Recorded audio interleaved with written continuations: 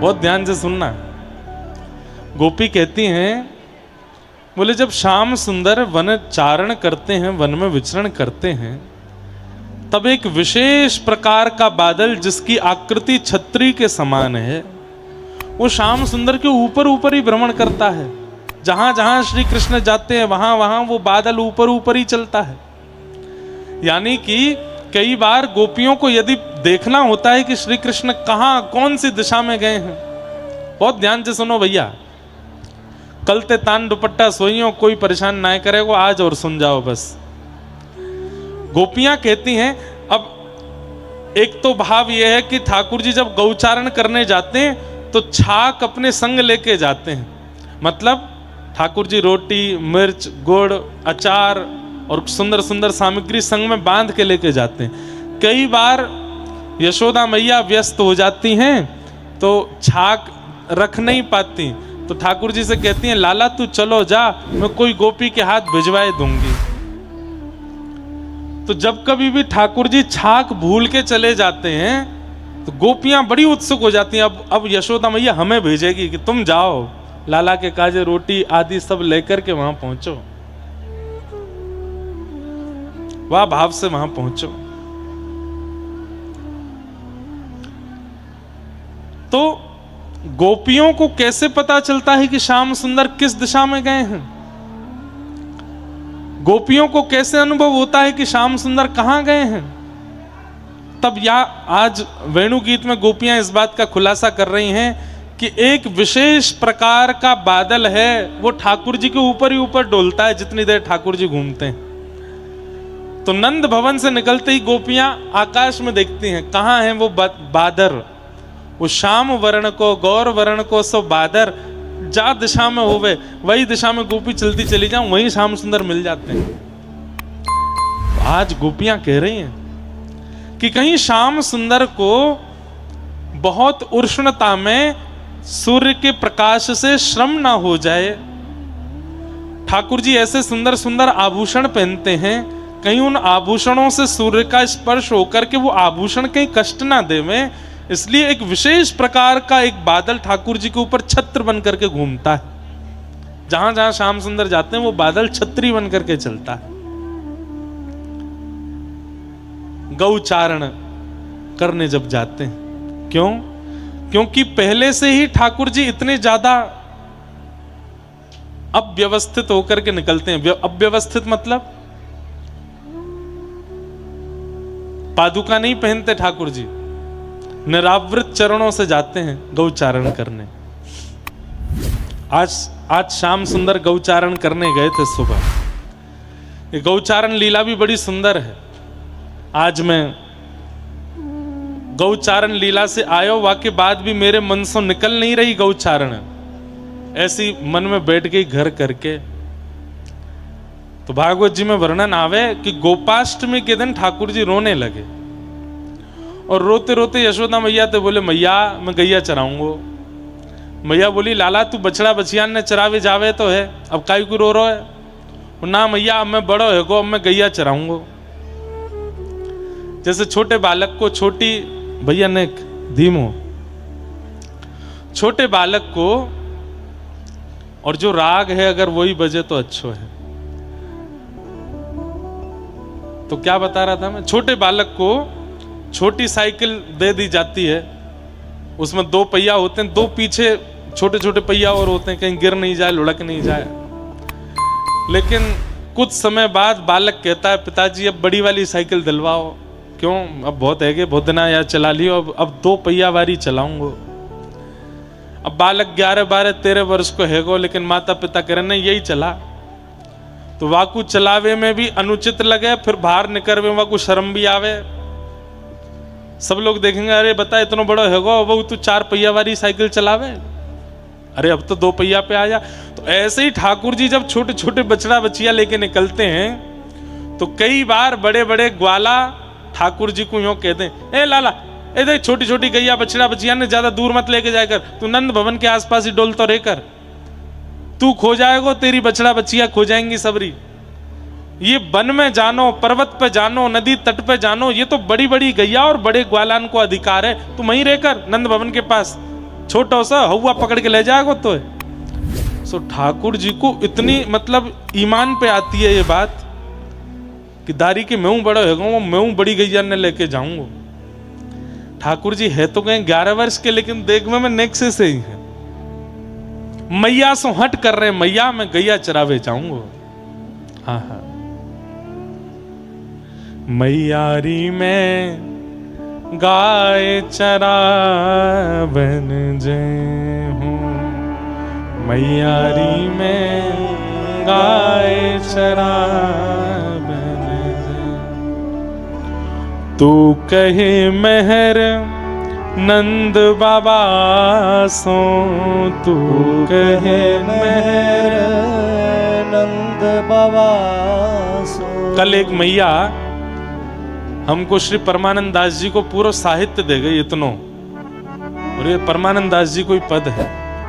परमानंद दास जी क्या गा रहे हैं? ठाकुर जी कह रहे हैं मैया तू नंद बाबा ते कह दे। बोले कहा, तू कहे मेहर नंद बाबा सो, तू कहे मेहर नंद बाबा सो। बड़ो भयो ना डरे हूँ, बड़ो भयो ना डरे हूँ। मैया अब मैं बड़ो है कहूँ, अब मुझको डर ना लगे, अब तू बाबा है समझा दे। वो आज मुझको बालक ही समझे मैया। मैयारी में गाय चरावन जे हूँ, मैयारी में गाय चरावन। ठाकुर जी कह रहे हैं मैया अब मैं बड़ा हो गऊं, तू नंद बाबा है समझा दे, अब मुझे डर ना लगे। इतने मैया बोली अरे लाला देख हुआ आगो पीछे तो सोई ठाकुर जी कूदे मैया की गोद में, मैया मोए बच्चा। बोले तू तो कह रहा तू बड़ा हो। ठाकुर जी सच में ना आयो का? बोले ना आयो। अरे मैया तू ऐसी मोते आनंद लेवे, अरे मुंह ना डर लगे। बोले हवा बोल दूं तो तू ऐसो दबो दबो सो डोले। वहां वन में जाएगो, कभी अंधेरो हुए, कभी बारिश पड़ जाए, जोर की धूप निकले, बंचर जीव आ जाए, स्वयं की रक्षा तो कर ना पावे, गैया ने कहां चरावे को। मैया तू मुंह पे एक बार भरोसा करके देख ले, मैं सही में गैया चराऊंगा। मैया बोली मैं नहीं जान दूंगी, अकेलो छोरा मेरो खो जाएगा, अकेलो ना जाऊंगा। बोले तो बड़े बड़े हैं मेरे संग जावे वाले। बोले कौन है? बड़े बड़े नाम बता। श्री दामा आदि सखा सबन के, श्री दामा आदि सखा सबन। और मैया तू कहेगी मैया ये श्री दामा तनसुका मनसुका धनसुका मधुमंगल ये सब मेरे संग जाएंगे। मैया बोली वाह, बनचारण करवे जाएगो और बा में भी इन लूले लंगड़े न लेके जाएगो संग में। ये स्वयं सबरे बावड़े, कोई को बोलवे को ठिकानो नहीं, कोई को चलवे को ठिकानो नहीं। मधुमंगल 24 घंटा भूखो ही बैठो रे, नंद भवन में केवल यूं देखवे आवे कहा बनो है और सबन ने खा जाए, ऐसे न लेके जाएगो संग में। लाला बा एक तो स्वयं नेक्सो इतनो डरपोक और अपने सखा भी ऐसे ढूंढ के लायो है। मैया तो इनते सलनाए पर रही। बोले नाए पर रही तो हल धर संग ले जाए हूँ मैया मोरी, मैं हल धर संग ले जाए। मैया मैं दाऊ दादा संग में ले जाऊंगा, एक बड़ो मेरे संग है जाएगो, पर मैया गैया चरावे जय हूँ सुमैया मोरी, गैया चरावन जय हो सुमैया। बंधुओं ये भाव सुन के आपके मन में क्या भाव आ रहा है पता नहीं, पर मेरे मन में एक भाव आता है, हम जिसको प्राप्त करने के लिए माता पिता से लड़ें, वो वस्तु कितनी जरूरी होती है हमारे लिए, वो वस्तु कितनी आवश्यक होती है हमारे लिए। आजकल के बालक किसके लिए लड़ते हैं? कहीं पढ़ने जाना उसके लिए लड़ते हैं, कुछ पहनना उसके लिए लड़ते हैं, कुछ खाना है उसके लिए लड़ते हैं, कुछ पीना है, आदि आदि सब भावों के लिए लड़ते हैं। मतलब वो वस्तु इतनी जरूरतमंद लगती है बालक को कि उसके लिए वो सब कह देता है माता पिता से। लेकिन सौभाग्यशाली हैं व्रज की गैया,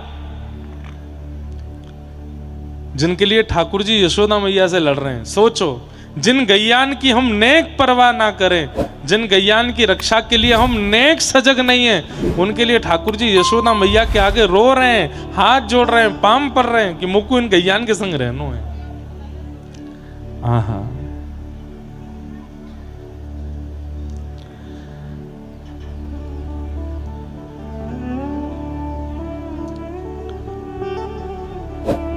आज कथा के विश्राम में होली महोत्सव होगा, तो आप सब लोग पहले तो होरी खेल के जाइयो। यहाँ पे ये सबरे रंग जो मंच पे दिख रहे हैं, सबरे नीचे आवे आ रहे हैं, एक नायरे को यहाँ पे और उससे पहले हम लोग व्रजमंडल बंधुओं 2-3 प्रांतों में हैं। व्रजमंडल का बहुत हिस्सा उत्तर प्रदेश में है, कुछ हिस्सा हरियाणा में है और फिर बहुत हद तक हिस्सा राजस्थान में है। हम अभी जहाँ हैं वो राजस्थान प्रांत के अंतर्गत आता है। तो यहाँ के मुख्यमंत्री जी श्री भजनलाल शर्मा जी आने वाले थे, लेकिन वो नहीं आ पाए, तो उन्होंने अपना संदेश वाणी के माध्यम से भेजा है। तो कथा में आज होली महोत्सव से पूर्व उनका एक बार ये भाव भी हम लोग सुन लेंगे।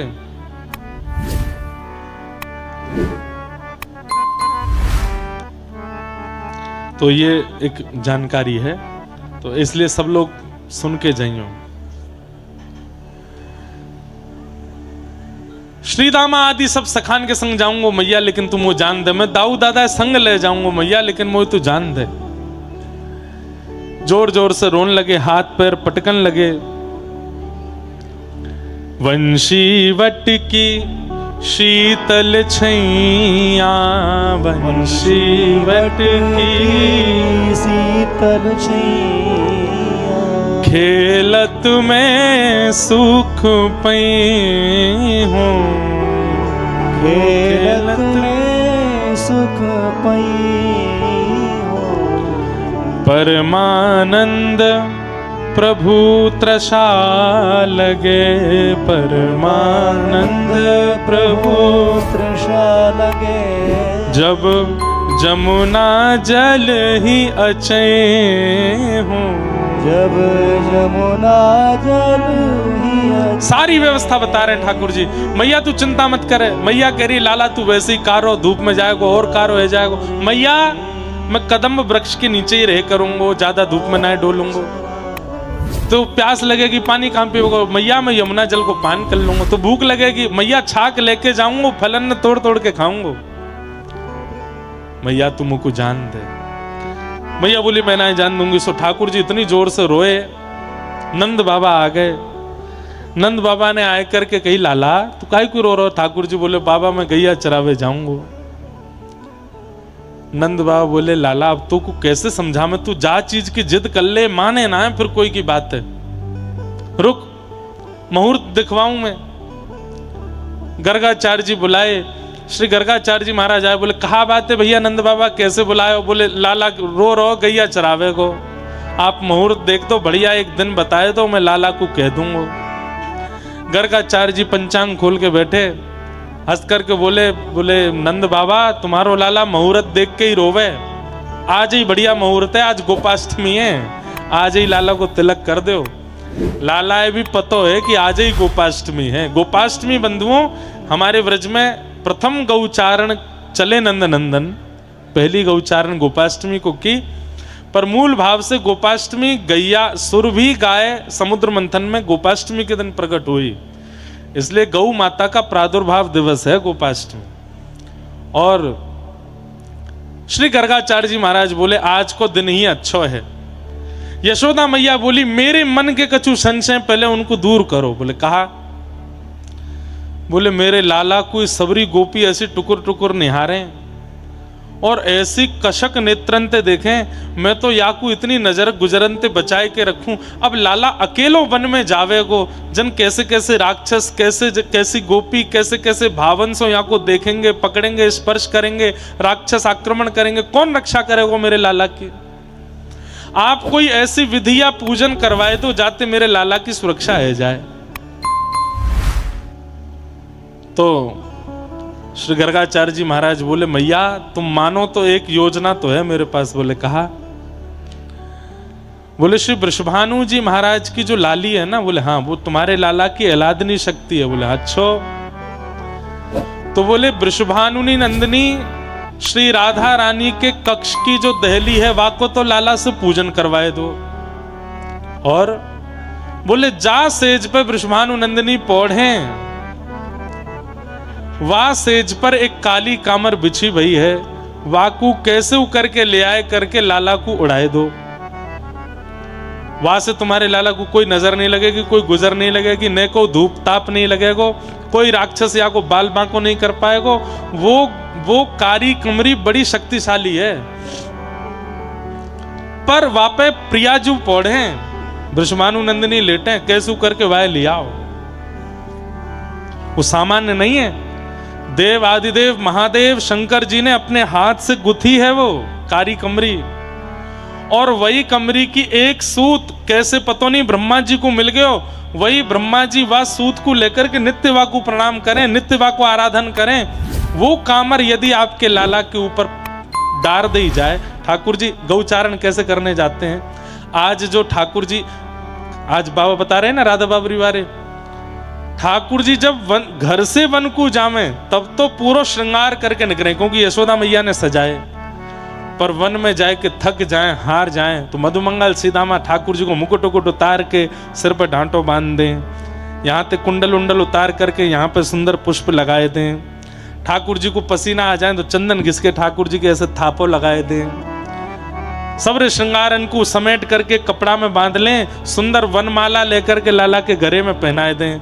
नीचे धोती बार बार मट्टी ते गंदी है रही, ऊंची ऊंची धोती पहनाए दें और ऊपर की पीतांबरी उतार दें और यहाँ कंधा पे कारी कमरी डाल दें और एक फेंटा कमर पे बांध दें, वहां में बंशी धर दें, हाथ में एक लकुटी लेकर के वहां में एक गैया के पाम को नूपुर बांध दें जो छम छम बजतो रे। और ठाकुर जी के बढ़िया आंखन में सुरमा काजर लगाए करके लाला को चकाचक भोजन पवाए के, छाछ पिवाए के, मदमस्त करके तब चले। ये ठाकुर जी लौट के आमे, लौट के आमे तो ऐसे आमे। यशोदा मैया भी वाह झांकी को देख करके बलैया ले, अरे मेरो लाला कैसो चोखो, अरे सुबह तो ऐसा दुल्हा सो बनाए के भेजूं, शाम को आवे ग्वारिया बन के आवे। और मैया तो इतना भारी श्रृंगार कर दे मेरो, मुझे तो ऐसे ही अच्छा लगे गैया चरावे में। सबसे प्रिय श्रृंगार है ठाकुर जी का। ये गोपियां जो वेणु गीत गा रही हैं, ये उसी रूप को देख करके गा रही हैं जो रूप आज ठाकुर जी का वन में आप देख रहे थे। वैसे वास्तविकता तो ये है कि जो स्वरूप सरकार गए थे वो यशोदा मैया के श्रृंगार से, पर या भिंडला सखा को जो श्रृंगार कर दियो ये गहुचारण को श्रृंगार है। कहीं तक कोई भी कछु भी लेके आ रहा हो, मुंह पहना रहो। आज वो एक बाबा ले आयो, कछु यहाँ धर दे, नीचे यहाँ पे वो बांध दियो गैयान को, सो भाई में काजू बादाम धर दिए। एक बोले हम भाई आम भर दो सबरे काजू बादामन ने, बैठो बैठो ब्यास गुटुर तो रहेगो, गुटुक तो रहेगो। अभी हमारी ब्रज की भाषा है गुटुक तो रहेगो। जैसे पक्षी चुगते हैं ऐसे ब्रजवासी गुटुकते हैं। मुंह सुन के ही लगी मैंने कि यार कोई वैल्यू ना है ब्यास की, गुटुक तो रहेगो बैठो बैठो। लेकिन भैया ये आनंद है, ऐसी कोई बात ना है। पर हमारी जो दशा कर रखी लोगन ने, कहीं तक कछु भी पहनाए के ये दशा ग्वाल बाल कर दें, लाला को वन में ले जाए करके। लौट के मैया पहले तो नाराज, पहले तो देख के सिहा जाए, अरे इतना सुंदर लग रहा हो, फिर बाद में गुस्सा, अरे जी कहा करे आयो सब्र श्रृंगार। तो मधुमंगल आवे, मैया देख तू इतना सुंदर बनाए कि मत भेजे कर। बोले तो बोले हौआ ना हौई डोले वन में, कोई ले जाएगी लाला तो ब्याह कर लेगी, या हमारे हम लाला को ऐसा बनाए दें कि कहीं कोई या कोई ले नहीं जाए। तो श्री गर्गाचार्य जी बोले भैया वो कारी कामर है जहां पे श्री जी पौढ़े, वाकू कैसे लेके आ जाओ। तब नंद बाबा, गर्गाचार्य जी और लाला तीनों गए बरसाने। पहले जाए करके तो दहली को पूजन कियो। वृषभानु बाबा ने आके कही ये कहा कर रहे हो आप, हमारे घर की दहली की पूजन कर रहे हो। गर्गाचार्य जी बोले आप अब ये स्पष्ट तो बता नहीं सकते कि राधा रानी की कृपा के लिए पूज रहे हैं, तो बात बदल करके बोले आप ब्रजमंडल के सबसे बड़े ग्वाला हो, सबसे बड़े गोप हो। अब कोई नयो ग्वारिया पहली बार गैया चरावे जावेगो तो बड़े ग्वाला को प्रणाम करवे आवेगो ना, या हमारे आपकी दहली को प्रणाम करवे लाला आयो है और ये प्रणाम करेगो, आप या को ऐसो आशीर्वाद दो, खूब चकाचक गौवंश बढ़े, खूब लाला के घर में दूध घी दही बढ़े, आप बड़े गोप हैं। भानु बाबा बोले अरे नंद बाबा कम छोटे गोप हैं, ये भी तो बड़े गोप हैं। बोले नहीं नहीं आपकी दहली पूजेगो, दहली पूज ले। अब गर्गाचार्य जी नंद बाबा कह रहे हैं, बोले वाह कैसे लेके आ मैं, वो जो सेज पे सोई हैं। तो गर्गाचार्य जी बोले देखो आपकी दहली पूजन तो है गई, अब आपके नगर की सबसे छोटी गोप कन्या वाके चरणन को पूजन भी करनो है। भानु बाबा बोले भैया हमने गैया चराई पर हमने तो ये सब कियो नहीं। बोले आप तो बड़े शुद्ध समय में भाई, आजकल राक्षस बहुत बढ़ गए हैं, या हमारे लाला की नजर गुजर बची रहे, या हमारी ये सब जरूरी है। अच्छा राधा तो अभी सोई है, वही की करवाए दो पूजा। बोले कोई ना हम सोती वही की कर लेंगे। भीतर गए, ठाकुर जी ने जाके चरण वंदन कियो, सोती वही किशोरी जी की आरती करी, बलैया लई। अब भैया बड़े गोप को लाला हमारी दहली प्रणाम करवे आयो, तो भानु बाबा कीर्ति मैया खूब सारी सामग्री लेके आई, एक छड़ी लाई करके दई, पामन के नूपुर कड़ूला दिए लाला को, लाला गैया चरावे को, और भी सामान दिए। बड़े संकोच में नंद बाबा बोले अरे आप ये सब मत दो, हमारो एक चीज एक वस्तु पर मन आ गयो वो दे दो। बोले कहा, बोले आपकी लाडली जी जहाँ पे सोई हैं पौड़ी हैं, वहाँ के नीचे कारी कामर बहुत सुंदर लग रही है, वो दे दो। अरे या को कहा करोगे, ये तो पुरानी है और ये तो प्रयोग में लाई जा चुकी है, कोरी दे दूंगा मैं। बोले कोरी ना चाहिए, यही चाहिए। बोले कैसे दूं, लाडली तो सो रही है अभी। ठाकुर जी ने किशोरी जी को, वो तो सोवे को नाटक कर रही है सब पता, इतने में ऐसे करवट लई किशोरी जी ने, वो कामर रिक्त है गई, मतलब वाजे पल्लंग को चली गई। ठाकुर जी देखो देखो देखो आपकी लाली ने करवट ले ली, अब कामर उठाए लो यहाँ थे। बोले हाँ लाला उठाए लो। तुरंत ठाकुर जी ने कामर लेकर के अपने कंधा पे डारी और बन गए गोपाल। और नंद बाबा बड़े प्रसन्न है गए, गर्गाचार्य जी प्रसन्न है गए। बोले लाला अब तो कोई अला बलाए नहीं लगेगी, बस या कामर को संग ही रखी हो अपने, जे कभी ना खोनी चाहिए, ये सदा तेरे कंधा पे रहनी चाहिए। या हमारे श्री ठाकुर जी काली कामर डार करके फिर गैया चराए हुए जामे, काली कामर के भाव सो श्री जी ठाकुर जी के संग उच्चारण में जामे। बोलो वृषभानु नंदिनी श्री राधा रानी की।